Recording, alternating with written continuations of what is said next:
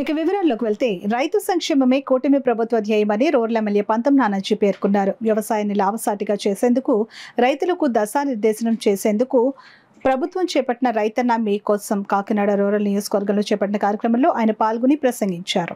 Kakinada rural నియోజకవర్గం కరుపు మండలం ఎండమూరు గ్రామంలో నిర్వహించారు. గ్రామ సర్పంచ్ మారాళి శ్రీనివాస్ అధ్యక్షతన జరిగిన కార్యక్రమానికి రూరల్ ఎమ్మెల్యే పంతం నానాజీ, మాజీ ఎమ్మెల్సీ, తెలుగుదేశం పార్టీ సీనియర్ నాయకులు చిక్కాల రామచంద్రరావు ముఖ్య అతిథిగా పాల్గొన్నారు. ఈ సందర్భంగా ఎమ్మెల్యే పంతం నానాజీ మాట్లాడుతూ ప్రభుత్వం రానున్న 5 సంవత్సరాల్లో రైతును రాజును చేసేందుకు చర్యలు తీసుకుంటుందని అన్నారు. ఎమ్మెల్సీ చిక్కాల రామచంద్రరావు మాట్లాడుతూ రాష్ట్రంలో ప్రతి ఎకరానికి నీరు అందించేందుకు చర్యలు తీసుకుంటున్నామని అన్నారు. ఈ కార్యక్రమంలో తెలుగుదేశం పార్టీ నాయకులు నులుకుర్తి వెంకటేశ్వరరావు, పెంకె శ్రీనివాస్ బాబా, బీజేపీ నాయకులు రంబాల వెంకటేశ్వరరావు, వ్యవసాయ శాఖ అధికారులు, మండల జనసేన పార్టీ నాయకులు, కార్యకర్తలు, కూటమి సభ్యులు పాల్గొన్నారు. అసలు రైతు ఉన్నాడో లేదో కూడా పట్టించుకునే రోజులు పోతా ఉన్నాయి. ముందుకు పరిగెట్టుకుంటే వెళ్ళిపోతూ ఉంటారు. తర్వాత ఏం తిందాం అనుకుంటున్నారు నాకు అర్థం కావట్లేదు.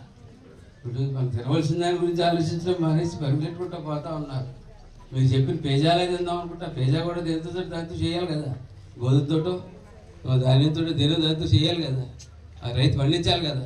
రైతు గురించి ఒక్క నిమిషం కూడా ఎవరు ఆలోచించిన రోజుల్లో ఆ వేళ ఎలక్షన్ అయిన తర్వాత జనసేన పార్టీ శ్రేణులు, తెలుగుదేశం పార్టీ శ్రేణులు, భారతీయ జనతా పార్టీ శ్రేణులు అందరూ కలిసి మేము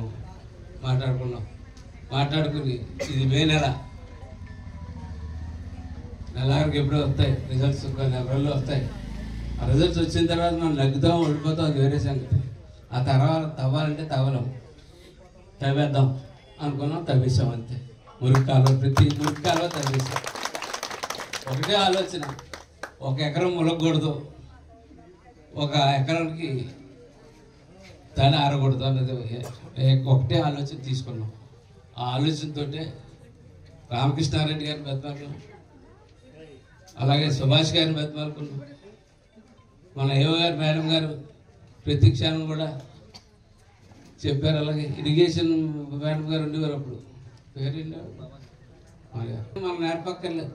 మనం వచ్చి స్పీచ్లు ఇచ్చి రైతులు ఇలా వ్యవసాయం చేయి, అలా వ్యవసాయం చేయి, రైతుకి నేర్పక్కర్లేదు. రైతుకు వ్యవసాయం చేయడం తెలుసు, కానీ రైతు కాలం చేయాలి. కాలంని ఆ రైతు చెరువులో పట్టుకుపోయాం, ఇంకోటి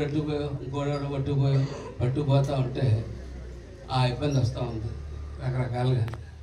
రైతుకి ఇబ్బంది లేని వ్యవసాయం చేయడానికి మనం నిలబడాలి అంతే తప్ప రైతుకి వ్యవసాయం నేర్పడాల్సిన అవసరం వేదిక మీద ఎక్కిన ఏ పెద్దలకి కూడా అవసరం లేదు. మీకు అవసరం లేదు, మీ వ్యవసాయం మీరు చేసుకోగలరు. మీ వ్యవసాయం మేము అడ్డు రాకూడదు. మీకు కావాల్సిన సౌలభ్యాలు మేము సమకూర్చి పెట్టాలి.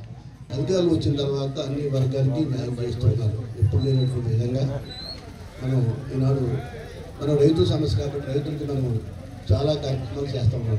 ఈనాడు ఈ గవర్నమెంట్ చంద్రబాబు నాయుడు గారు అది ఒక విజన్లో ఉన్నటువంటి మనిషి. అంటే ఈ దేశంలో ఎవరికి ఎక్కువ చేయాలంటే రైతులు చేయాలి. రైతు కూలీలు మనకి ఈ రెండు మనకి చాలా మోస్ట్ ఇంపార్టెంట్. మొత్తం 100-60-70% ప్రజలు వ్యవసాయం మీద ఆధారపడి ఉన్నారు. అందులో రైతు కూలీలు. అందుకోసం వారందరికీ న్యాయం చేయాలంటే ముందు చూపుతో అన్ని పనిచేయవలసిన అవసరం ఉంది.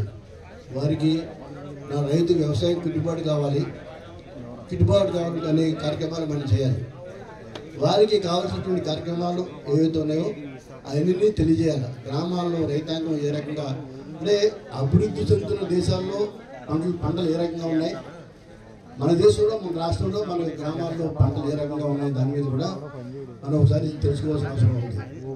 నాడు ఎక్కువ ఉత్పత్తి చేయాలి. మనం గతంలో మనకి 20 బస్తాలు ఎక్కువగా పండింది గతంలో చిన్నతనంలో.